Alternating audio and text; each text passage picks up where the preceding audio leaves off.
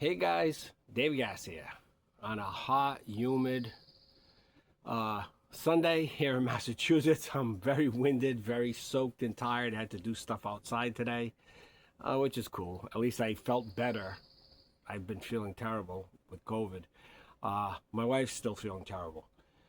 And it's been 9 days now, and she's supposed to go back to work tomorrow, but I think they're going to let her work from home. Anyways, I saw a video somebody sent me, and it was this parachute parents. I hate parachute parents. I don't have kids.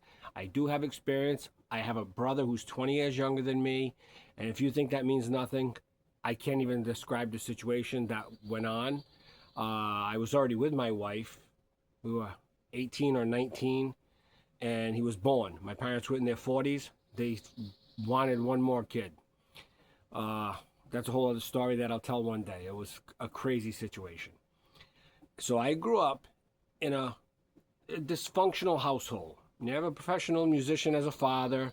You think in the 60s, 70s, 80s, you could do the math.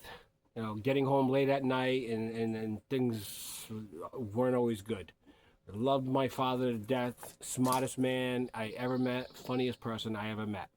But my parents, they were not parachute parents at all. They would have jumped out of a plane, they would have crashed on the ground with no parachute.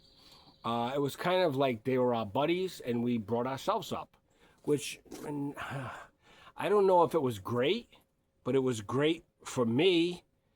I learned to be self-sufficient at a very young age, and I will do a video about that. But this video that I'm talking about, these people are getting praised. Their daughter, I guess she's like 18 or something, and she's out of state, going to college, whatever. She texted her parents a simple thing. She was anxious. And these people drove 600 miles to give her a hug. In my world, that is a total joke, because your parents aren't always going to be there, and then if you don't struggle, you don't grow. If you don't, work your hands, they don't get calloused. If you don't work your brain, it doesn't get calloused. I'm very happy that I grew up in such a tough situation, because it made me strong. Even my wife, she grew up in a very, very tough situation and made her strong, made us both self-sufficient. So we feel we can take on the world. Yeah, horrible things happen. It's not like, oh, we're bulletproof. No. But when things happen, we know how to deal with them because we've dealt with tragedies and hard times our whole lives.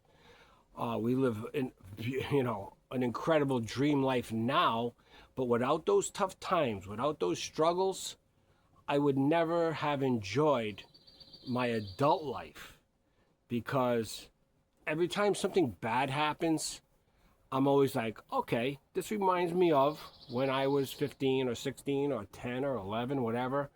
All right, how did I deal with this? All right. When you're constantly pelted with, serious situations of no food, no electric, no hot water, when you're a kid and you're dealing, you learn to be tough. You learn not to be spoiled. You learn to appreciate things more. If I ever called my parents, and this is nothing against my parents, and I said, oh, I'm anxious or anxiety, they'd be like, yeah, we had great conversations when I was a kid. Like I said, they were more friends than parents. There was no discipline going on. But like, you leave the house and you're on the streets, and no crime, nothing like that. I mean, on the streets with your friends, roughing it up, playing sports, dealing with life. I mean, we lived in a mill city.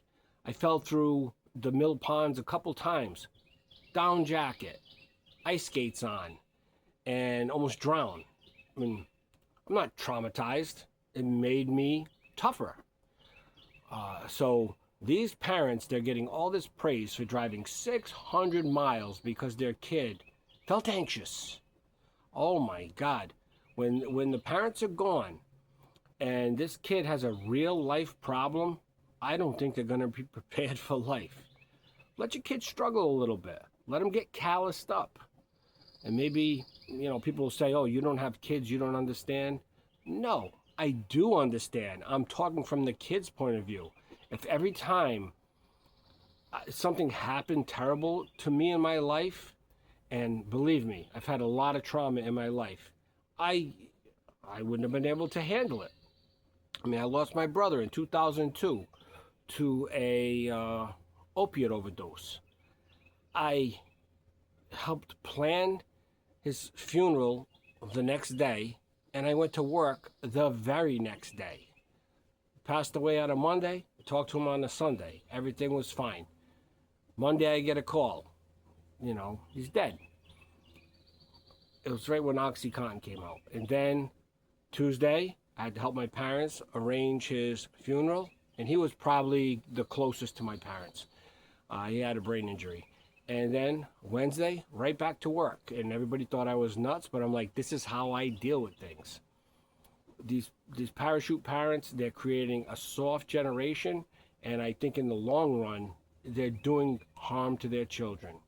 If I'm wrong, you tell me. But I think, tough times make tough people. Soft times make soft people. Dave Gass out.